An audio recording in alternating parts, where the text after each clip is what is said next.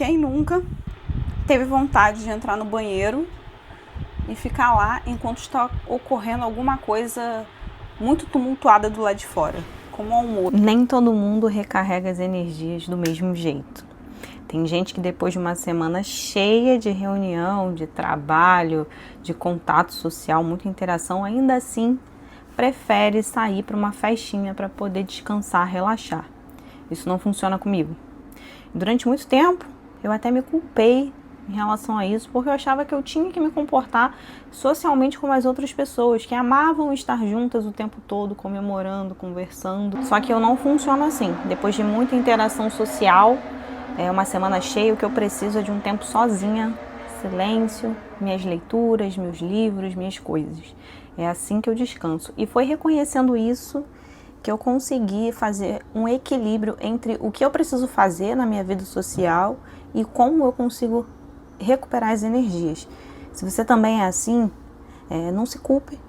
O que você precisa é reconhecer como você é e como você faz para equilibrar isso na vida. Hoje o vídeo é sobre isso.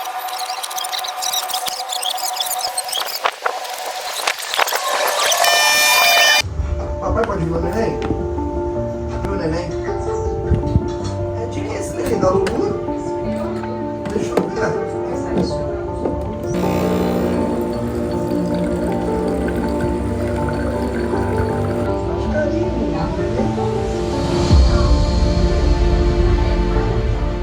Vai quando vai.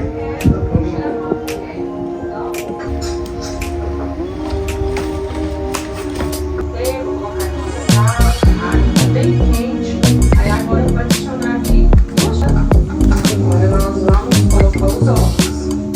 E aqui.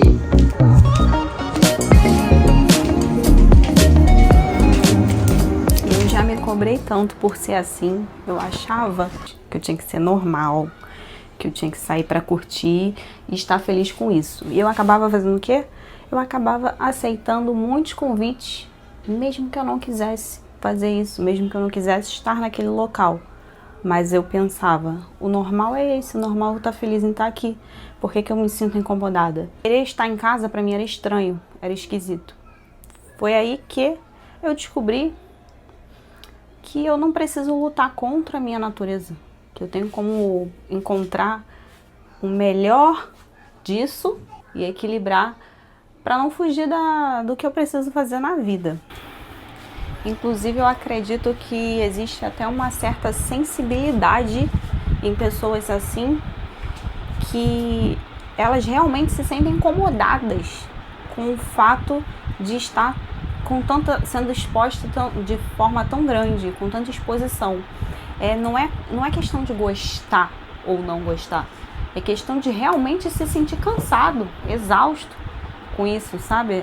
Você realmente sentir um cansaço físico e mental com relação a esse tipo de exposição. Bem, é claro que esse tipo de classificação da psicologia moderna entre pessoas introvertidas e extrovertidas acaba sendo um pouco rasa, porque as pessoas são complexas e fazer essa distinção assim de forma tão simplificada acaba dificultando as coisas. Mas o que a gente sabe é que, de fato, existem pessoas que têm um gasto de energia muito maior quando são submetidos a esse tipo de exposição do que outras que são mais extrovertidas e que precisam desse tipo de contato para serem felizes.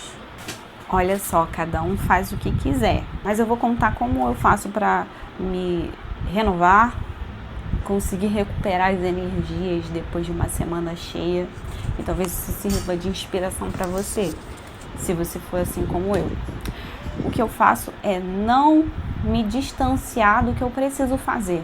Sei que preciso descansar, que eu preciso de momentos sossegados, eu sei, mas eu também preciso me expor, porque faz parte da minha vida. Eu preciso trabalhar, eu falo com pessoas, eu preciso manter uma certa relação social com os amigos, com os familiares. Apesar disso me desgastar às vezes ou com excesso, isso é real, dependendo até do tipo de pessoa. Não sei se vocês já reparam isso, que dependendo do tipo de pessoa, isso é potencializado. Você fica realmente muito mais cansado, pelo menos eu fico. Parece que eu tô carregando um caminhão de areia. Mas me afastar disso, com certeza, me tornaria uma pessoa alienada. Porque quanto mais você se isola, mais você entra em estado contemplativo, de ficar remoendo coisas, lembrando do passado, pensando no futuro, e você se distancia da realidade, você passa a não observar mais as coisas, você não passa a não observar mais o desenrolar da vida, sabe? Aí você deve estar pensando assim, meu Deus, mas como é que eu vou equilibrar isso na minha vida? A vontade que eu tenho é de sumir, de não ir mais pro trabalho, de me internar dentro da minha casa e continuar lá. Eu sei, mas você tem que viver, você tem que continuar a sua vida, né? Você vai ficar o quê? Fechado dentro de casa? Então, eu li um livro esses dias, um pedacinho do livro, livro todo, mas que ele fala sobre essa questão de você fingir, porque às vezes a gente tem que fingir essa extroversão na vida, para que a gente entre ali na regra do jogo. Não tem jeito, a gente tem que entrar na regra do jogo, a gente tem que viver. E aí, às vezes é necessário fingir. O capítulo já começa assim, o título do capítulo é Quando você deve agir com mais extroversão do que realmente tem. E o capítulo começa falando de um cara que ele fazia palestras assim de forma completamente desenvolta, sabe? Qualquer um que olha fala, porra, esse cara é bom, esse cara é extrovertido, esse cara tem negócio assim para falar com as pessoas. Mas na verdade o cara não era. Ele era um introvertido nato. Ele se reconhecia assim. Só que o que ele precisava fazer para fazer um bom trabalho é fingir e melhorar isso para que isso fosse feito de uma maneira melhor possível ao longo do tempo. Isso quer dizer que ele deixou de ser introvertido? Não. Porque quando ele saía dali, ele precisava do momento dele para descansar e voltar ao normal. Mas ele entende que para que ele consiga levar a vida, para que ele consiga ter um equilíbrio na vida dele, ele precisa se expor em determinados momentos. E o momento era esse, na hora que ele estava trabalhando. Nesse caso, tem um pedacinho que eu marquei aqui que o autor fala assim: se você for introvertido no mundo dos negócios nos Estados Unidos, deve tentar guardar seu verdadeiro eu para os fins de semana calmos e gastar seus dias de semana lutando para se abrir, se misturar, falar mais frequentemente e se conectar com a sua equipe e com os outros, empregando toda a energia e personalidade que puder. Meu amigo, não tem jeito. Se você quer viver em sociedade, você tem que se adequar. Quem nunca teve vontade de entrar no banheiro e ficar lá enquanto está ocorrendo alguma coisa muito tumultuada do lado de fora? Isso não é pouco comum, isso acontece demais para o introvertido. E esse cara, a cada palestra, ele tinha uma situação que os chefes e os outros palestrantes, eles queriam almoçar todos juntos entre uma palestra e outra. E constantemente ele se refugiava no banheiro para fugir desses encontros, porque aí já era demais, né? O cara tinha que estar tudo que ele podia em cima do palco na palestra. E ainda no intervalo, que era o momento dele recuperar a energia, ele ainda tem que almoçar, conversar, interagir, aí é demais para o introvertido. Nascemos e somos culturalmente imbuídos de certos traços de personalidade, a introversão, por exemplo. Mas podemos e realmente agimos fora desses caracteres a serviço de projetos pessoais essenciais. Em outras palavras, introvertidos são capazes de agir como extrovertidos pelo bem de um trabalho que considerem importante, de pessoas que amem ou de qualquer coisa a que deem um alto valor. A teoria do traço livre explica por que o introvertido pode dar uma festa surpresa para sua esposa extrovertida ou se juntar à associação de pais e alunos da escola da sua filha. Ou seja, por uma causa que interessa muito ao introvertido, ele pode se adequar ao traço livre. Eles chamam aqui no livro. O traço livre é o quê? É você dar aí o viés para sua vida que você precisa, que requer ali naquele momento, você vai se adaptar. Enfim, você vai ser um introvertido camaleão. Eu acredito que apesar de você poder se adequar na vida, de ser necessário se expor e manter uma relação social saudável, você também pode direcionar a sua vida de acordo com essa característica que você tem. Porque se você vai escolher o emprego, é claro que às vezes a gente não consegue escolher. Por muito tempo eu trabalhei em algumas coisas que não condiziam com o meu traço de personalidade. Por exemplo, atendimento ao público. Mas na época eu nem sabia disso.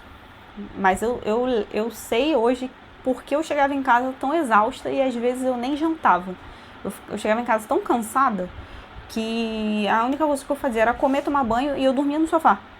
Depois meu marido me chamava e eu ia pra cama. Porque a exaustão era grande, porque eu não tinha escolha. na hora que abria, que eu começava a trabalhar até a hora que fechava, eu estava lidando com pessoas, atendendo pessoas. E isso era desgastante demais. Então talvez você consiga até direcionar depois a sua escolha quando for possível na sua vida, para que você consiga trabalhar em coisas que não te desgastem tanto em virtude do seu traço de personalidade. Mas aí você deve estar pensando, cara, que merda ser assim, eu sou isolado, eu sou um diferentão, sou uma pessoa esquisita. E não é bem assim. Eu lembrei de um livro que eu li no ano passado, que foi esse aqui, ó, Em Busca de Sentido. E aqui ele fala sobre a experiência dele no campo de concentração. De todo o horror narrado aqui nesse livro, o foco acaba sendo na parte psicológica. E Victor, ele traz aqui no livro de que muito mais do que o aspecto físico é a capacidade de entrar, sabe, de se colocar assim de forma interior, de observância interior, é o que fez muitas pessoas nessa situação aqui conseguirem continuar vivas. Um exemplo dele que eu lembro muito aqui desse livro é de como ele se recordava da esposa dele, porque eles foram separados, cada um foi para um campo de concentração e ele não sabia se a esposa dele estava viva. Só que a maneira como que ele entrava dentro dele e que ele conseguia recordar das imagens, trazer assim, memória também é isso, memória. O introvertido tem muito a ver com memória. Então a forma com que ele resgatava essas memórias e ele conseguia reviver vários momentos com a esposa dele como se ela estivesse ali, foi o que manteve ele vivo durante tanto tempo e diante de tantas coisas horríveis que aconteceram com ele. Meu espírito ainda se apega à imagem da pessoa amada. Continuo falando com ela e ela continua falando comigo. De repente me dou conta, nem sei se minha esposa ainda vive. Naquele momento, eu fico sabendo que o amor pouco tem a ver com a existência física de uma pessoa. Ele está ligado a tal ponto à essência espiritual da pessoa amada, a seu ser assim, que a sua presença e seu estar comigo podem ser reais sem a sua existência física. Eu não sabia, nem poderia ou precisaria saber se a pessoa amada estava viva. Esse livro demonstra que existe uma diferença entre o físico e o mental. E que se um ser humano ele consegue manter essa chama de uma forma significativa, como memória, fé, imaginação, isso serve como forma de clareza, como forma de levar a vida cada vez mais forte. Ele tem um textinho aqui no livro que é muito, muito forte, em que ele diz que tudo pode ser tirado de uma pessoa, exceto uma coisa: a liberdade de escolher sua atitude em qualquer circunstância da vida. Eu espero que com esse vídeo você tenha conseguido entender como você quer levar a vida, a forma como você quer narrar a sua existência. É isso, um abraço e até o próximo vídeo.